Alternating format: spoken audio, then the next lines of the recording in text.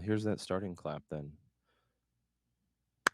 Well, welcome back to the Redacted Culture Cast. This is another new setting for us as we're trying to travel about and see where we can get to.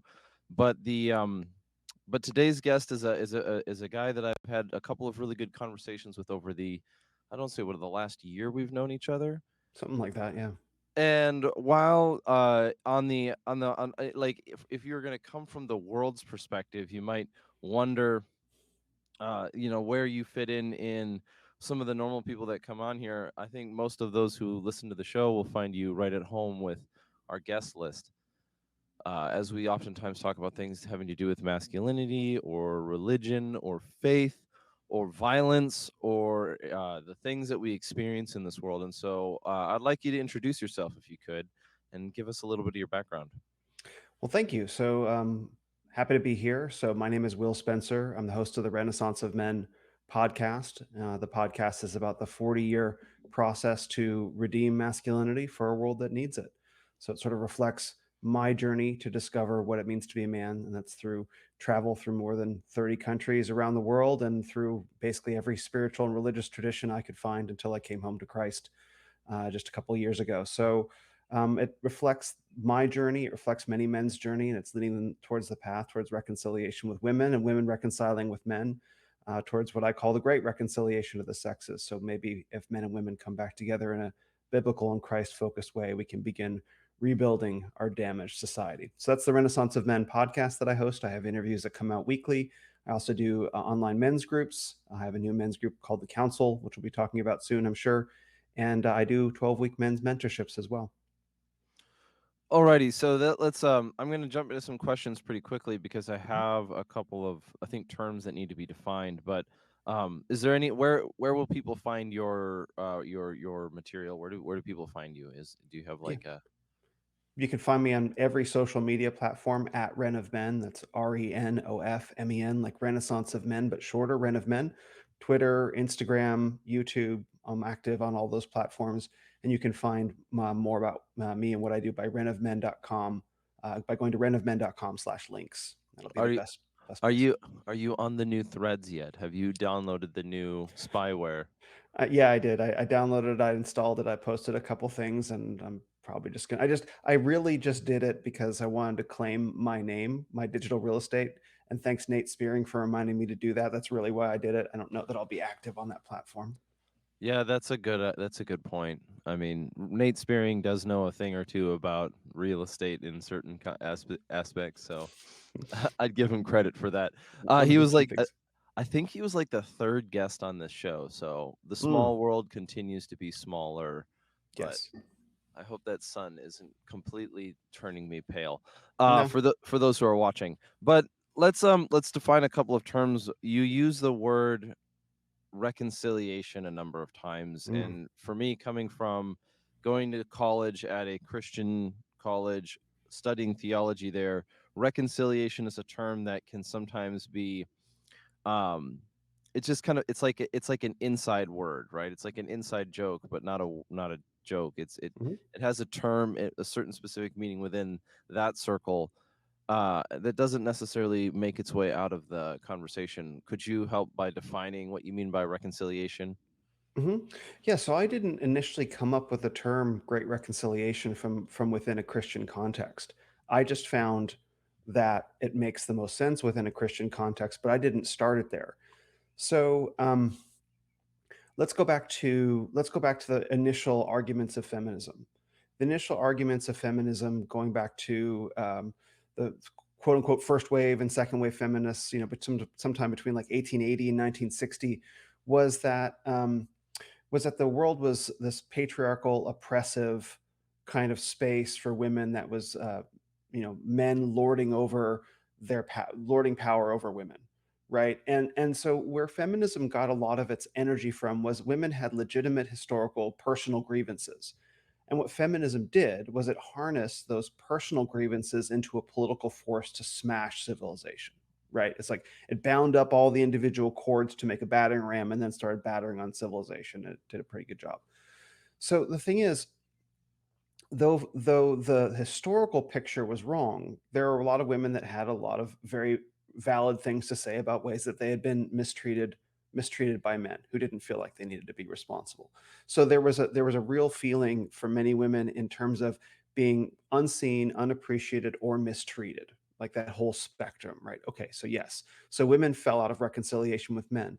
What we've seen in the past 15, 20 years or so is the rise of what you might have heard of called the red pill community or the manosphere community, which is turning things around and saying, well, now feminism has taken a chunk out of men, and so we're going to take a chunk out of women, right? So it's this back and forth, right? This back and forth power grab, very Marxist revolutionary kind of spirit in its own sense.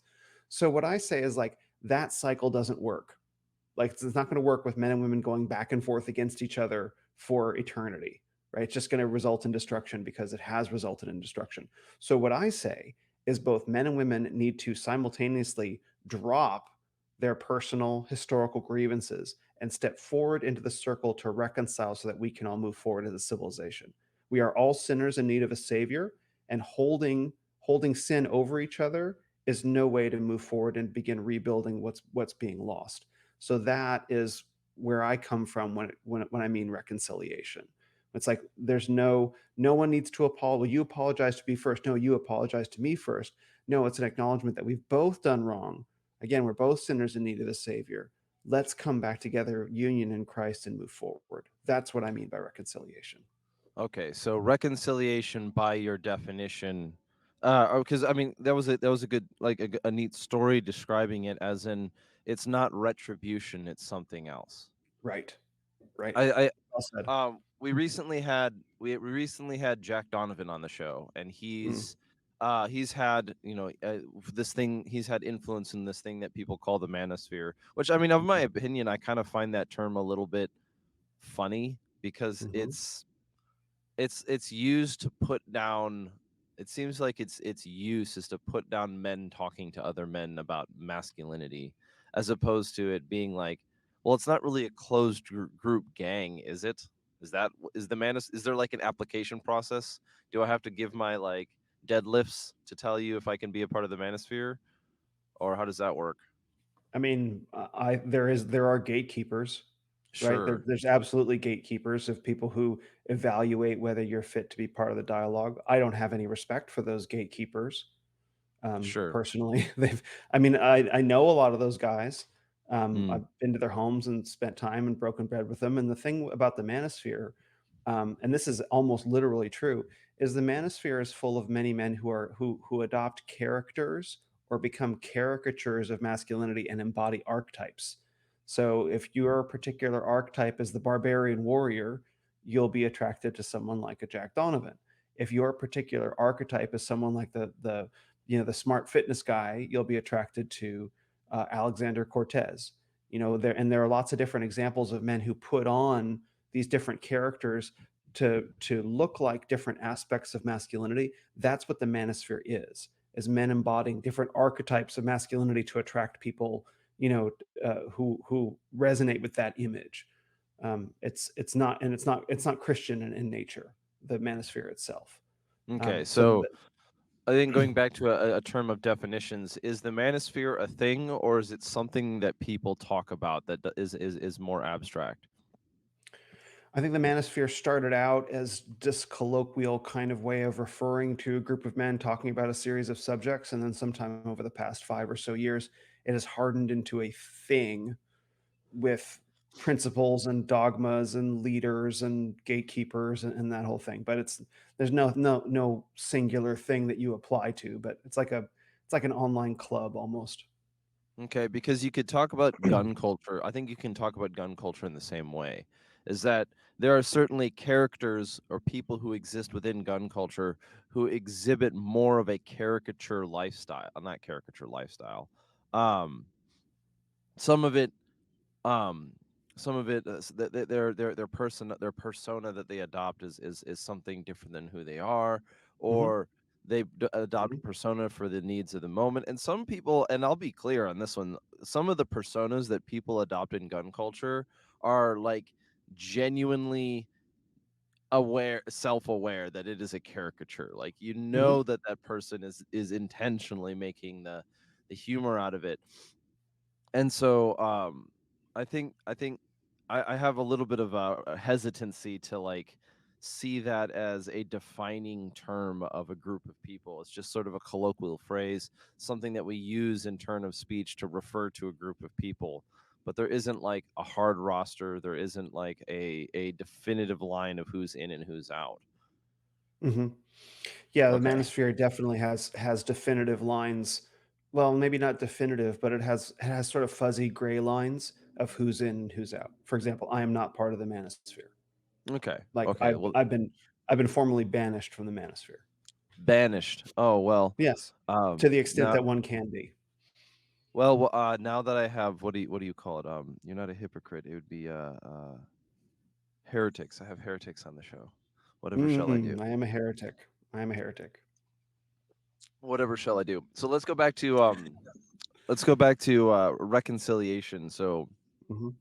um what my recollection of the term reconciliation refers to a state of being where at some point in time there was unity or the way things should be. They Hmm. broke. There was causing separation Hmm. between peoples. There was a relationship that was there.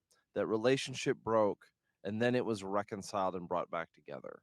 Hmm. And Yep. so, in this, in the way that you're describing it between men and women, instead of having this vengeance pact that goes back and forth between men and women, sort of dividing themselves into ontological categories and then going back and forth through history, exchanging dominance in different cultures.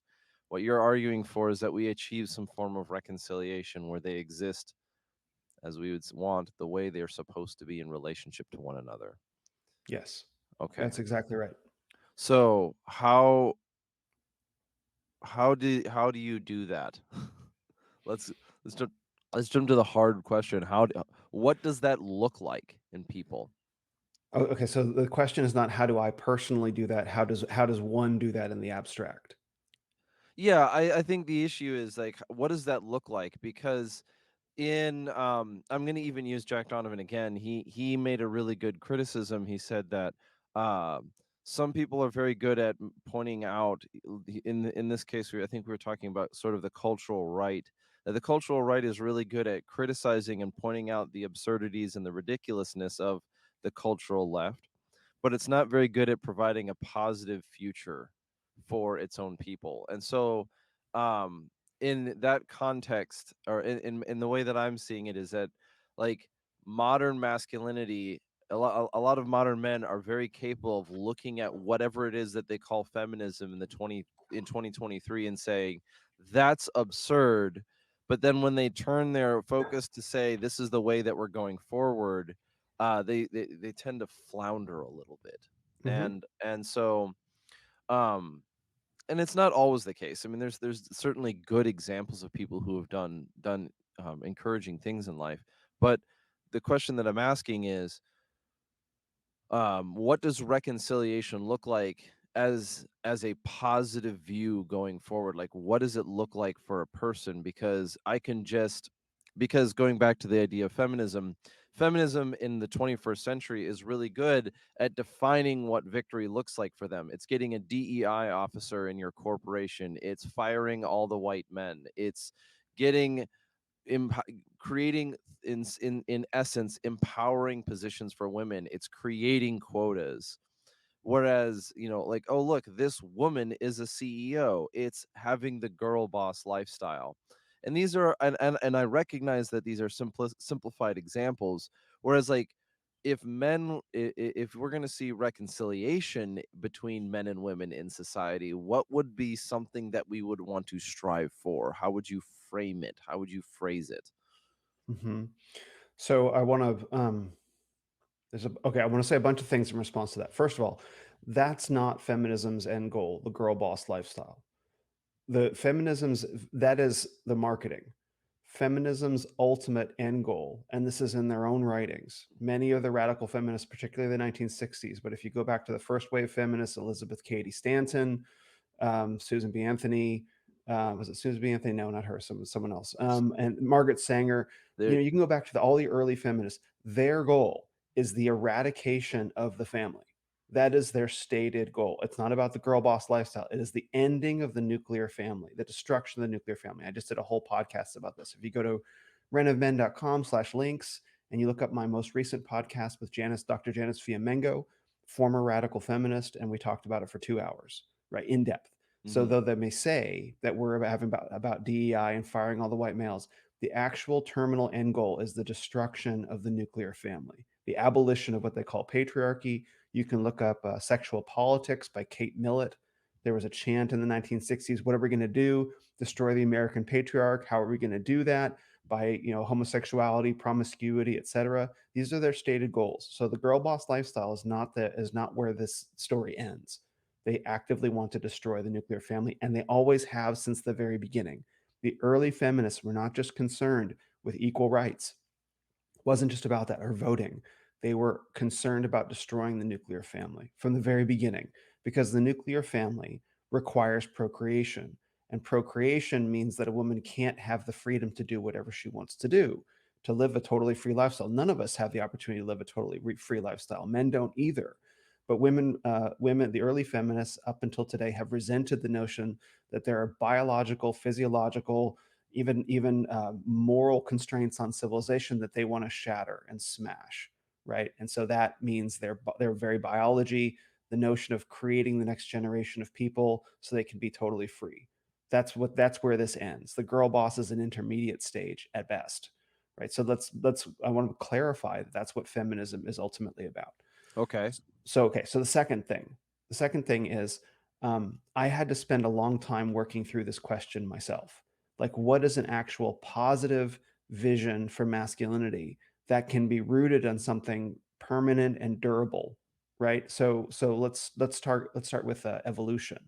Evolution is not a permanent, durable place to root masculinity. Why? Because evolution is constant change.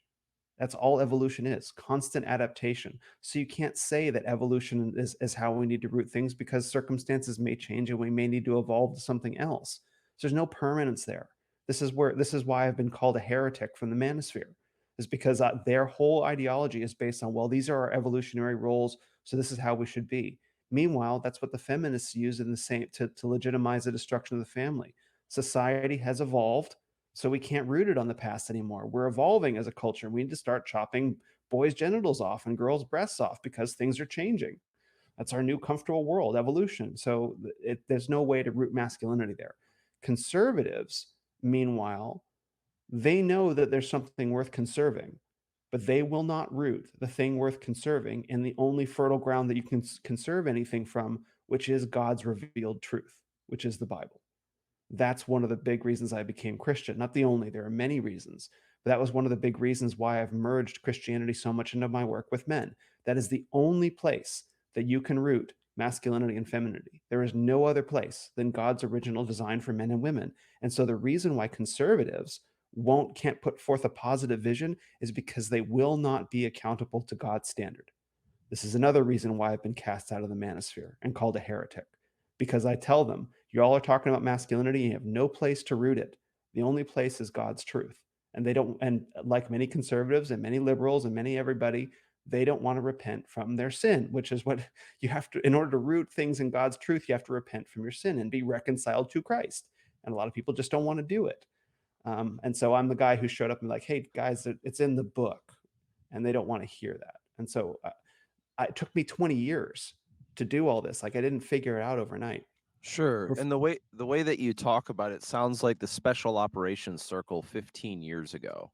Like, I don't mean to be I, crazy or I or don't know what or that I don't know what that means. well, so, when I mean the special operations circle is that when I so about let's see, it's been about 10 years since I got out of Ranger Battalion, and I'm not the only person who will testify to this, but there was an attitude that survived or that was prevalent in the military special operations world, especially 15 years ago or especially 10 years ago. Let's just say right around the 2012 timeframe, Mm, where the general attitude of much of what I observed and what I've gleaned from other people was that um, the special operations world. You're in Ranger Battalion, you're in the SEALs, you're in Delta Force, you're in these kind of high octane, high performance positions in the military, going out, fighting, killing, coming home, dealing with trauma, trying to consider what Hmm. you believe, it was extremely skeptical towards Christians. So much Sure. so that it even would and Nate Spearing will be able to testify to this, but even my own Hmm. experience, and eventually, like, I have to talk about my own testimony there at some point in time, but there was an attitude, sometimes for good reason, that the special operations world would approach people who entered into its gates past a selection process who showed religious tendencies. They would approach them with a sense of skepticism because they were concerned that that person would have a crisis of conscience at the exact moment that they needed to act with swiftness and deliberation. That's and fair. and right, and so like, there's a fair concern, but there was also, I believe, I think there was a lot more to it. Like, in my case, while I was in Ranger Battalion, I quite literally lived this double life of a prodigal. And I Mm. believe that it caused the people who I served with to have difficulty trusting me, because with my mouth I would try to say, "Oh, well, I'm going to go to a church service, or I'm going to go to Bible study while on deployment." But when we came back to the United States, I tried to live this life of, as you could call it, sex, drugs, and rock and roll. And Hmm. so, Yeah. High in octane lifestyle. on the one hand, I think that there was genuine, I think there was, in that circle at the time, an unnatural and incorrect skepticism towards Christianity, but especially religious people. And I think it followed from that, the new atheist movement, to be clear. Mm. And then, and you know what I'm talking about, that sort Hmm. of brash arrogance that comes with the pseudo literacy of like the Dawkins kind of frame. Well said. um like, it's, and I mean, I remember a professor addressing Dawkins pretty well, and it was just like, you wrote a comic book and called it a history, so, like, whatever, dude. um and that can be said for Ibram X Kendi, and that can be said for the 1619 project, is like, you wrote a fiction novel and called it history, Yeah. whatever, dude. um but what I'm seeing now, and I know we're getting off topic, is I'm seeing that that community, that sort of natural microcosm that exists within gun culture, that exists within American society, of the guys who have spent years, maybe even decades, at war, dealing with these hard ethical questions. The special operations community, there are so many key leaders and characters in that environment that are turning away from that skepticism towards faith and saying, I've been Hmm. looking for something real to root my life in, and then Yeah. they're choosing Christ. One of them might be, Sean Ryan is a good Yeah. example. He's been pretty public about it lately, but he's not the only one, and I'm not here to dox everybody who I've been, listening to and hearing about. And so, what I'm trying to say in that one is, maybe the manosphere is just behind the ball. And what we're calling the manosphere is just behind the ball in this, because that attempt at sort of this neo-evolutionary, bravado that came, that swept its way through the, special operations world, has yielded men of great capability and experience, of their own volition, deciding to become Christians. And so, I don't know, like, 10 years ago, being a Christian in that circle was kind of like, you're the weirdo. And now it's very much so not the case. Hmm. I think there are definite parallels to what you're talking about, but one of the challenges um, that the manosphere is facing is that the manosphere came from what was called the red pill, and the red pill came from what was called the pickup community. So the pickup era was a bunch of guys who discovered that, a lot of fatherless men who discovered that they can go and quote unquote game women in nightclubs and have a lot of one night stands. And so that was a big thing in the late Yes. '90s, Oh early no, we might 2000s. be losing connectivity. Are we I can back? hear you. I can hear Uh, you. okay, cool. Well, the nice thing is, we should not have lost audio, but say that again just in case we did. Yeah, so the manosphere came from what was called the red pill community, and the red pill came from the pickup era. And the pickup era was in the late 90s and in the early 2000s, where you had a lot of guys going into nightclubs around the world and discovering that they could quote unquote game women into one night stands. Right, there was a lot of that, and a lot of the early red pill stuff like Rollo Tomasi came from thousands and thousands of field reports. That's what their term, where men would go into nightclubs and try different game techniques to see what would work. And so it was during the, and they call it the largest sociological experiment ever conducted. This is their words, not mine, Mm, where you had thousands of men all over the world gaming women and discovering that what feminism said women wanted was incorrect, that women actually wanted something very different. They didn't want nice guys, they wanted daring, high bravado kind of dudes, right? Like, so but a lot of guys grew up hearing that feminism, that women wanted nice guys, so it was them discovering the lies of that. That information from the field reports was then codified in many online forums. One of them was So Suave. So Suave was the forum that Rollo Tomasi was on. Rollo Tomasi took that data and he wrote The Rational Male. And the book The Rational Male became one of the foundational texts of the Manosphere. So the Manosphere was the three R's: Roosh V, who has since become Eastern Orthodox, Rollo Tomasi, who wrote The Rational Male, and then Royce, who was anonymous, and he wrote some very gross anti-human things, is how I would describe his writing, particularly about women. So he was those were the three R's that founded the Manosphere. Okay, so many men from within the Manosphere, based on those original doctrines, have built very successful businesses selling various pickup techniques, various game techniques, seduction, sometimes they call it, etc. How to get laid. Many men have made a lot of money doing that.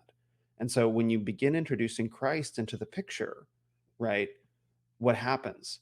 Well, you recognize that you can no longer sell the thing that you've been selling. And so what do you force men to this is another reason why I've been called a heretic. You force men into a moral position where it's like, wow, Christ is calling me in this direction because the Bible is pretty clear about men and women and our natures and how things are meant to be. One woman, one man for life, right? A good example of that. But I can follow Christ and lose my business, or I can keep my business. And yes. so and so that's what's happening in the manosphere, as many men are coming up against the very hard wall of repentance, and that makes them very uncomfortable. And not to mention, one more thing I'll say, not to mention, is that many of men in the manosphere are embodying archetypes. And when you scratch beneath the surface, who they are in real life is not who they portray themselves as being on the internet. So Sure. it's a big problem. Versus, I understand the concern, the special forces community manifests this in a different way, where you have the moral challenges of having done things that you may regard as reprehensible with your own body to other people and also in the field. But I think it's very different from losing your business, because I think there are many devout Christian soldiers throughout history where you can still be a warrior and be Christian. And Nate Spearing is a great example of Yeah, I don't think it's a one for one, because it's not so much that these men's businesses are at risk. Yeah. I think some of it is, I think there's each one has their own different cases, right? Like, Yeah. let's even go back to the example of Sean Ryan. I don't think when he decided to say that he was a Christian, he was putting his business at risk. Correct. You know what I mean? And like, and he's just one example, but he is kind of the front runner. He is one of the front runner examples in this one. Another one would be John Lovell. Like, John Lovell Mhm. was another fellow Ranger. He from the beginning of his from early on when he started Warrior Poet Society, he was very upfront about his faith.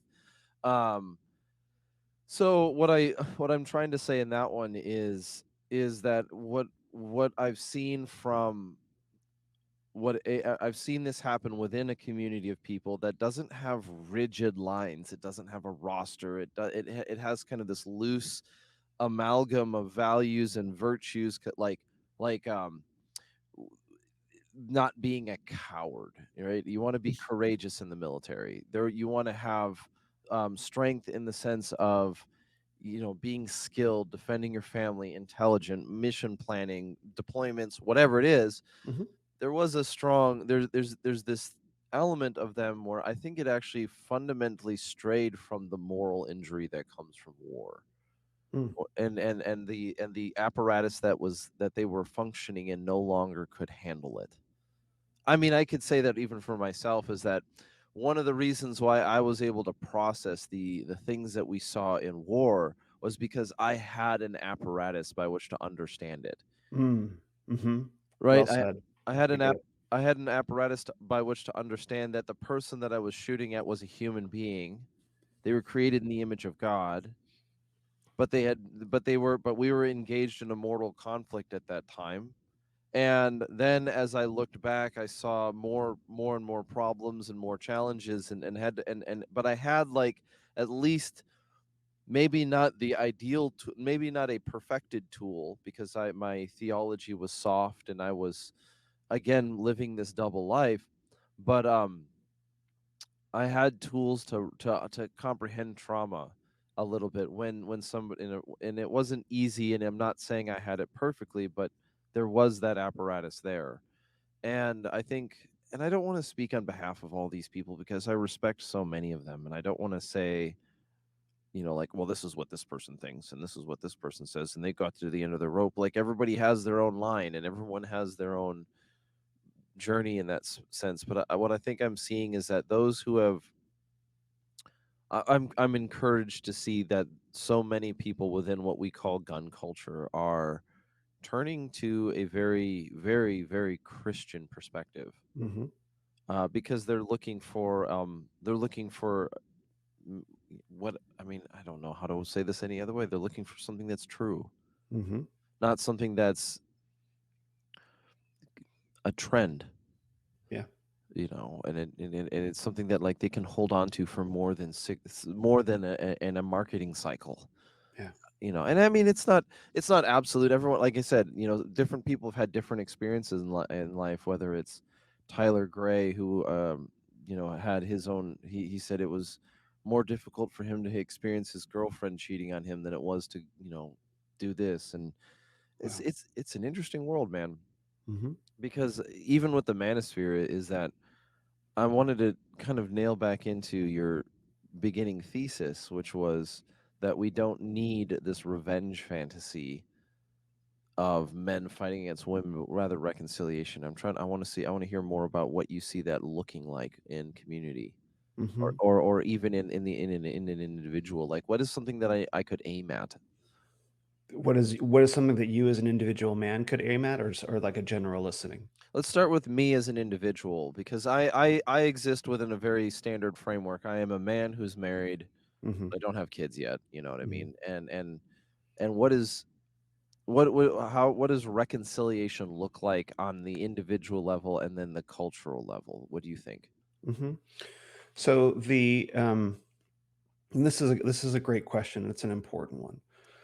So the original problem that we see shows up in the garden, where you see two men and women's sin natures interacting in a very specific way when the serpent shows up, when temptation shows up. What happens? Eve is tempted by the promise, "And ye shall be like God." Right? Mhm. It's the temptation to power, what that Eve is susceptible to, and then Adam is tempted by Eve. So what we're seeing is, in that moment, you see Eve's rebellion, right? And then you see it's both of them rebellion, but it's a specific version for Eve. See Eve's rebellion, or what we might call perhaps vanity also, and you see Adam's passivity, Okay. right? Men are passive, women are rebellious, let's say. Now there's no one is worse than the other. These are our unique sin natures interacting with each other to create destruction. Mhm. So both of those sin natures, as we say, need to be nailed to the cross, which means men need to be comfortable taking on a more active role in leading and all the different ways that that means in a household, and a productive household. And we can talk about what that is separately. But men need to take on a more active role in leading themselves, leading their wives, leading in their communities, and leading their children. They cannot afford to be passive. And now there are a billion things to be active about these days, which is another thing to think about. But for the first part, what can a man do is take a more active role in his life, in all the aspects, my body, soul, and spirit, which we can talk about. What does it mean for women? This is the sticking point in the way that our culture is set up right now, I think, where women have to recognize that that rebellion lives within them, In fact, it's part of God's punishment to them. And they need to take that rebellion and they need to, and this is the sticking point word, submit to a man. Now, the Hmm. way that our culture has poisoned the word submit is that when women hear the word submission, what they hear in their head is subjugation and humiliation. Submission is neither of those things. It's actually beautiful, especially with a godly man. But our culture has so poisoned our language that we can't have an honest discussion about this. Yeah, So, what well, do you? I Yeah, mean, our culture has twisted that idea of submission in a million different ways. yeah, Everything from the pornographic to the yeah. what would you call it? The hierarchical of like. I mean, and I'm not kidding. It's like, Handmaid's Tale. I mean, yeah. Although the comedy of The Handmaid's Tale is, I think, for the people who criticize it or who use it as like their handbook for yet throwing stones at things, I think they find it almost erotic, which is also hilarious. That's interesting. I mean, it's in there. There's a I'll be brief on it, but there is a reason why there's a connection between the god of war and the god of sex. Hmm. When Oh, you for look at sure. whether it's the Romans or the Greeks or even the Norse, like there's this weird. I don't know. I know what I want to say, but I think I need to not just derail the conversation as I I don't have a plan, man. I'm along for the ride. No, let's do this. So you were saying the word submission, because like when I think of how submission is used in the culture, it's either tyrannical or Hmm. it's erotic, and that Hmm. might say more about me than it does the culture itself. But No, I think you're right. So it but says it something about both of us. one of them perverts that which is good, and then the other one, I don't know what you wouldn't like it It's a different form of perversion.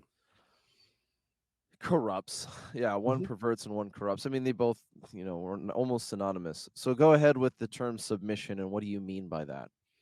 Well, so what you're describing, and I love this distinction because it's something that I've been kicking around as well, but didn't have a good word for it. Because I am aware that the word submission in our post 50 Shades of Grey era has a particular sexual connotation to it, which isn't necessarily negative in the way that it's received, but it's not necessarily healthy, right? In the way No, that it's it's expressed. before 50 Shades of Grey. It's pornography. It's like the rise of internet porn. Yeah, You yeah, know, like the rise of internet pornography is 100% it. Like 50 Shades of Grey is just the PG-13 version of something that's much much more gross. And yes, and yes, you and I mean, I for the men listening, you know what I'm talking about, and we're trying to keep the language of it at least tame enough so that the censorious gods don't lightning bolt the hell out of me. But you know that when you go onto the internet and you go into those websites that are gonna, you look at pornography, you're not looking at you're looking at a perversion of submission, yeah. and we know what it is. Like it's I can even tell you it's a constant issue, but and our society will I don't know what the hell to say about it. It'll go on forever. But you look at like social media, right? And the idea of like the e-thought girl or whatever it is, they Yeah. all do the exact same thing. And that Yeah. even ties into like this pedophilia, and there goes my PG-13 rating. It's okay. I think in both of these cases, submission includes aspects of that. So I think it might be Doug Wilson. It might also have been C.S. Lewis in the book That Hideous Strength, or possibly some others. Submission is an erotic necessity, right? In order, and this is one thing that a lot of guys in the manosphere have right, is they talk about polarity. That sexual attraction is created by polarity, meaning a masculine man and a feminine woman, right? That's where attraction comes from. And if you have masculinized women and feminized men more aligned with each other, there's no sexual attraction there. And there are many marriages that have become like that. So there is a notion of submission that is an erotic necessity for satisfying sex, right? However, you can take it and you can twist it into all kind of distorted leather and chains kind of dimensions, which is an unhealthy expression, right? And at the same time, you talked about a tyrannical expression. There is a way in which a man is called to lead his wife and have authority in the home. Now, that can be taken to tyrannical dimensions, right? It's a twisted expression, it's a perversion of it, but there is a reality to that. There is a reality to, and it comes from God's created order, not because Will Spencer is saying so.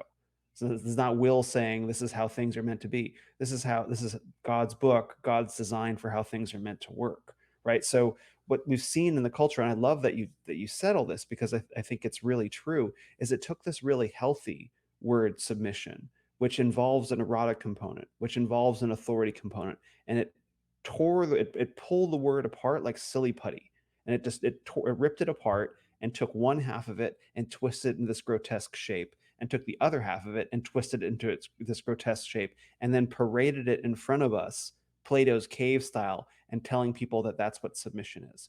And so people are rightfully they're revulsed by it. They feel revulsion by it. When in reality, what submission actually is a beautiful thing that allows a man to lead and protect and care for and cultivate and nurture a wife and his family, right? And allows a woman to be free, to be feminine, and be carefree. And those are the things about women that men most value. One of the many things is when a woman is carefree. I wrote about this on my Instagram. When a woman is truly carefree and is truly embodied, she smiles effortlessly and it lights up a room. If you go on my Instagram, you can find a post called Her Smile where I talk about this in depth. It lights up a room, and a woman can be free to simply be her feminine beauty. She can create magic that we can't, which then goes on to bless children, for example, or can bless a home, can turn a house into a home, right?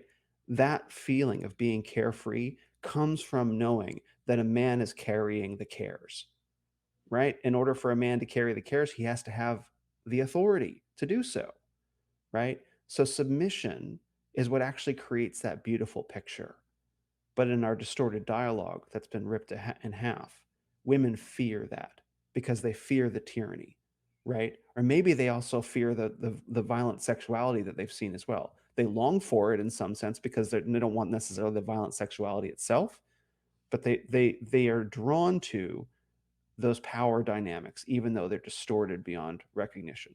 So when I talk about submission, I talk about something that pulls out the the the little tiny piece of truth about that erotic necessity and pulls out the truth of that it's not tyranny. It pulls out the truth of authority and puts them back together in a holistic way and says if men and women can discover how to relate to each other in this way, that we can begin building happy homes and households and families again. Hmm. And that's what I'm talking about. So when we go back to reconciliation and talking about some of that origin of feminism, you said that from the beginning of what we call feminism, the goal was to destroy the nuclear home. Yes, very Okay. much.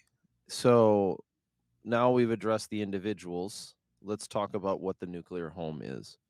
And Mm, what is its role in society, or how does it function, or what is it, I'm not even just what does it look like? I mean, we don't need to be all Stepford wives about this. right. The most important aspect of the nuclear home is what's called the productive household. So one of the big shifts that happened during the Industrial Revolution is the home used to be the center of economic production, meaning the man, maybe he was a tailor and he had his tailoring shop downstairs and they lived upstairs, or maybe he was a blacksmith, or maybe he was a farmer, or whatever. And the man created his livelihood from within the home, and the husband and the wife assisted with that while raising the children, and the family was a unit. They were always together. The home was the center of education, and the home was a center of economic production. When the Industrial Revolution happened, that center of economic production shifted from the home to the factory.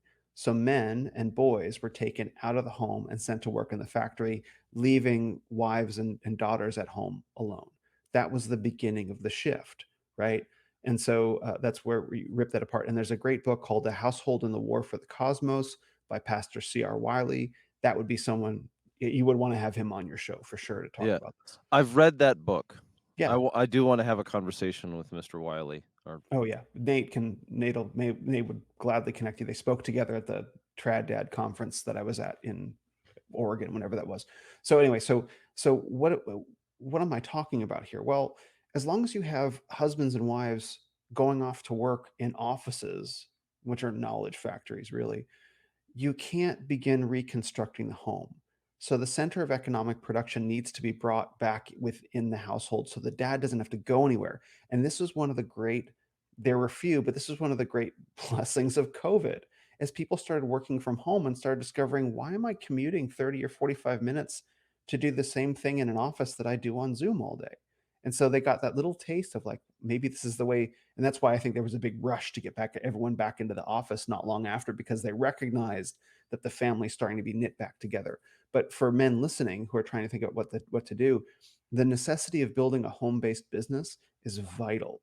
Is so important. So you're not taken out of the home. So you can be present with your wife. And so she can be present with you and your kids can be present together.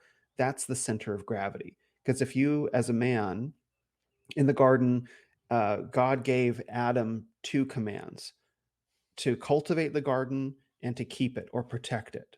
So right there in the very beginning, cultivate is to produce, is to provide, to grow food, to grow food, to provide, and then to keep the garden and protect it is to protect. So provide and protect was in man's very design from the very beginning, pre-fall, right? So if you have to, so you can protect your home by being home, although it's hard if you're not.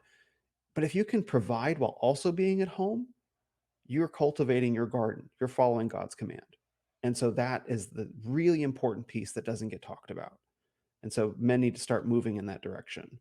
And that may require a big shift, but you probably don't want to work for your woke corporation anymore anyway. Yeah, it's interesting that you bring it up that way, that corporations responded to people returning to home with negativity because Mhm.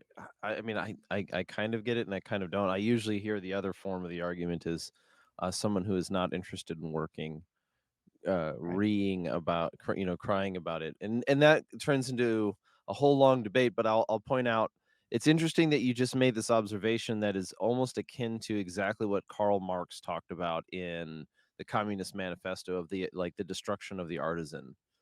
Hmm. Interesting. And this is, and remember, Marx wrote before the communist mess, or wrote before like Western, the second industrial revolution, let's call it. The Hmm. he was writing during the first industrial revolution. Um and so it comes back down to, not to add validity to Marx's conclusion, because his is to turn the state into God and have it rule with an iron fist.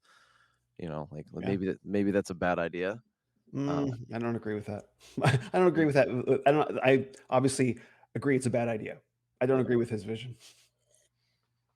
no, I mean I think Marx is a can be easily understood as um criticize something so that you can take it over. He famously said religion is the opiate to the masses, and so he said, okay, well then why don't you just give them religion in the form of the state, and Hmm. then and so what, you've got a more opiated masses that now think that they're God. Good, great run, dude. Look at how Right. many millions have died on the sword of your words. Hmm. Yeah, I mean, it's all necessary to create the Marxist utopia, right? Yeah, well, That's the, well, I mean, that's literally the doctrine of Marxism, is we smash, literally smash the existing civilization so utopia will rise. They don't have a plan. I That's bel I not how they believe do things. I believe that's a little bit closer to Leninism, and Oh, yeah. I'll yield the criticism on that one, because I think that, if I understand correctly from a reading Marx's words, he said that it was inevitable. Mm, He said that it would happen, more like a prophet, foolish as it may be. He was mhm, more predicting the future, whereas other people would take his words and they would turn it into something like an imperative. And I know that there are imperatives baked into Marx's cake, but it is also we need to be intellectually honest, even though there are those who lack such integrity around us, to be clear on what we speak about. mhm, So mhm, I absolutely. understand. So in that case, yeah. So the family unit. So this idea of being productive in the home is something that I know that I struggle with, and I know that other people struggle with, because our perspective, our images of what it looks like do not fit very well all the time. And a good example of it is or what I'm going to use as an example is when we think of a productive home where the man is at home and he is providing for his family, we Hmm. have an agrarian past which is no longer attainable. Hmm. Okay. Or that the genie is not in that bottle, and an argument against that too is how many of these people who are claiming the artisan agrarian past are not even capable of being existing in the field. And then the second argument is, if I'm not mistaken, suicide rate amongst farmers is higher than that of veterans right now. Mm. Obviously it's not working in the way. It's not like people leave the city and go start an agrarian business and don't and it works great for them. I want to be careful in that one because that Jeffersonian dream of the gentleman agrarian, or whatever the word he used, I forgot the word they had in now, um needs to be, it's not just actualized by wanting it. And I don't Right. know, and our society is not organized. I mean, the population that we have is not so great that we can't do it, but it's, I don't, we can't put the genie of industrialization in the bottle. The internet's got not going away. Right. So, what does that look like to you? Because the only thing that I can think of is start flipping houses, or run a, it doesn't it or run like an online store. I don't know. I don't know if I can see it as well as I would like to. Hmm. There's a great book called Durable Trades by Rory Groves, Okay. and it's an excellent book. It's a book-sized book, but you can actually read it very quickly because he introduces the concepts of what a durable trade is. I think he surveyed something like 60, 50 or 60 different trades that have stood the test of time, as in centuries, and he Mhm. evaluates them based on ability to produce income, durability to upheaval, home-based, family-centric, etc. And so the first 60 or so pages where he outlines the principles that we live in a very dangerous tentative age where most people are doing knowledge work, which is very dependent on long supply chains, right? Which puts us all in this kind of feeling of risk. And he's like, well, he himself was a computer programmer, I believe, in Wisconsin, and he has since transitioned his family to being full-time farmers and homesteaders. And so now he lectures on how to lead your family back to a trade that can survive economic and social upheaval. So that's what Durable Trades is about. So I recommend that book, that men can buy it. And he also spoke at the Trad Dad conference with C.R. Wiley and Nate Spearing. So the third speaker was Rory Groves. So we're right on target, I think.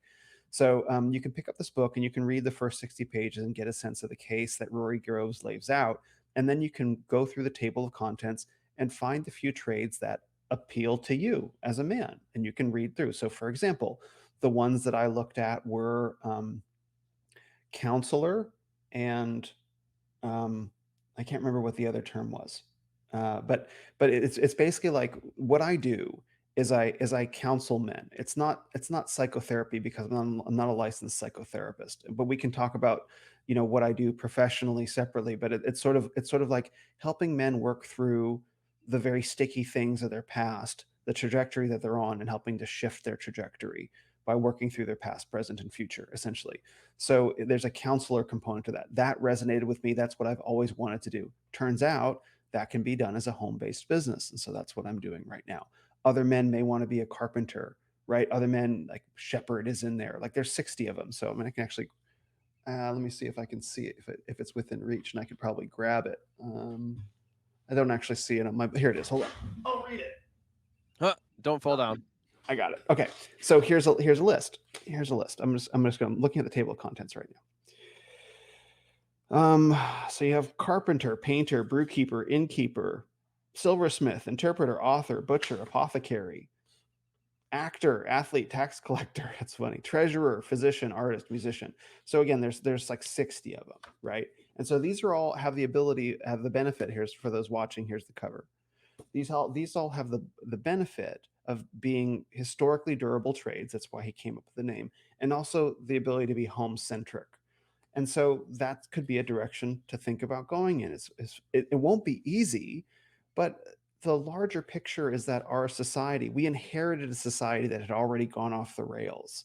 If Mm-hmm. you're anywhere if you're anywhere under the age of 50, you inherited a society where everything was already broken. And so now it's incumbent on us to begin driving our own personal cars more in the direction of what we might call a godly way of living. That doesn't mean it's going to be easy. That doesn't mean it's going to be comfortable. That doesn't mean that everyone's coming along. Might lose friends, might lose family, might have some lean years as you make the transition. We'll make Undoubtedly we'll make mistakes, but that journey has value and meaning and commitment if we're called to live in a more godly way. Even if you set aside the fears of collapse that I think everyone's kind of living in. I think COVID was a big shock. The pandemic and the government response to the pandemic was a big shock to everybody about just how fragile, what we conceive of as liberty really is. Now, the response to that is a whole separate thing, but it's like they can command the whole world to lock down, and the vast majority of people will be like, "Okay, you got to Okay. put this in your bloodstream." Okay, it's like so like that was a big shock to a lot of liberty minded people to see how consensus minded the vast majority of people are. What's our response to that? Well, our response to that has to be to disconnect from these consensus systems and live in a more godly way. And yeah, it might suck, but the alternative is not better. So hopefully, Yeah, this isn't well, going too far off the path. it's we're gonna take a break here for a minute, and we're at what I think this is a really good way to end the first half of this interview with you, because let's because what I'm seeing is you can choose the hard path that's difficult, or you can choose certain suicide, Yeah. which is the easy road, and no one wants to live that way. We're not the only people to have said it, and we're not the first people to have said it, but let's say that again with because we're going to start up tomorrow with fragility. We're going to start up the next part of this conversation with fragility and recent events and recent cultural events that have taken place that have continued to open our eyes to fragility. But Yeah. start with, if you can, summarize that last bit of you're giving a positive view for the future, and that looks something like durable trades, what that looks like, segue from there into where people can find you, and then we're going to close off episode 1 or part 1 of this interview. Hmm. So, to live in a way of reconciliation between men and women, to bring us back into reconciliation with each other, right? That's the overall picture. In order to come back into reconciliation, the image that we're coming back into reconciliation with, it's God's design for men and women, families, and the household. A big part of that is recognizing that we as men and women have lived outside of God's design. Men have been passive, women have been rebellious, right? And so we need to, both of us, nail our respective sins to the cross and come back into reconciliation with God's design. That has an economic component to it as well, meaning that we can no longer serve woke, godless corporations, right? And be subject to the risk associated with being in these consensus systems. So, what we need to do is we need to, again, re reconcile to God's design for the productive household. And the productive household is based on a home based trade. And by men dropping their corporate jobs or moving away, not dropping, but moving away from their corporate jobs, adopting a home based business, growing and cultivating a home based business means that they can move the center of economic production back into the home, be present with their wives, be present with their families to do what God has called them to do, to protect and to provide and to create a carefree and as much of a carefree environment so women can be women again by allowing men to be men, which lets children be children. And thereby we come back into reconciliation with God's design. Alrighty. So where do people find you? How do they find your what the content that you're putting out, and even your counseling? Yes. So you can find everything I do by going to renofmen.com/links. I have a new Telegram group that I just started called The Council, which is a monthly membership Telegram group. There are many benefits as being part of that. You get my daily Bible study notes where I read through many chapters of the Bible every day and give you my thoughts, not as a pastor, just as a man on the journey of faith. You get access to send me questions for the weekly Ask Me Anything edition of my podcast, which I'm just starting up, as well as other benefits as well. So for that, you can go to renofmen.com/council. And for all of my information, including the mentorship, you can go to renofmen.com/links. Wonderful. All right. So let's just say that this first part was focusing on providing, and I think the next part is going to be focusing on protecting. Mm, And so we'll get started with that. But Will, I look forward to the next half of the conversation, which you and I are going to have right now. However, for those who are listening, you're going to have to wait until either tomorrow or when it comes out. But this has been the Redacted Culture Cast, and another example of what Will has been bringing forward is what we actually believe to be right and true and good is that which drives us to good action. And so if we mm, want to focus on things like why do we do the things that we do? This is a place that we get to host those conversations. And we thank you for coming along with us. It seems like today, in this day and age, I mean, there's a subscription plan for everything, but what you're saying is very much so in line with what we're trying to do here. And I've worked for not necessarily the corporatiest of Americas, except for maybe the military that could count. But if you want to support the show, if you want to support the Redacted Culture Cast, you can head over to redactedllc.com and jump on the pre-order for our original shirts or our new hoodies that are going to be delivered. Both of them are going to be delivered just in time for fall because we're doing a pre-order on them. We'd like to keep shirts in stock, but it hasn't been a financial reality until hopefully soon.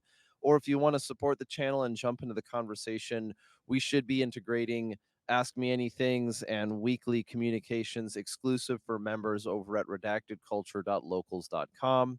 And that's where you can jump into the discussion on episodes like what we're having here with Will. So that's the marketing plug. This show is currently sponsored by you guys who listen. We appreciate your time, and we'll talk to you soon.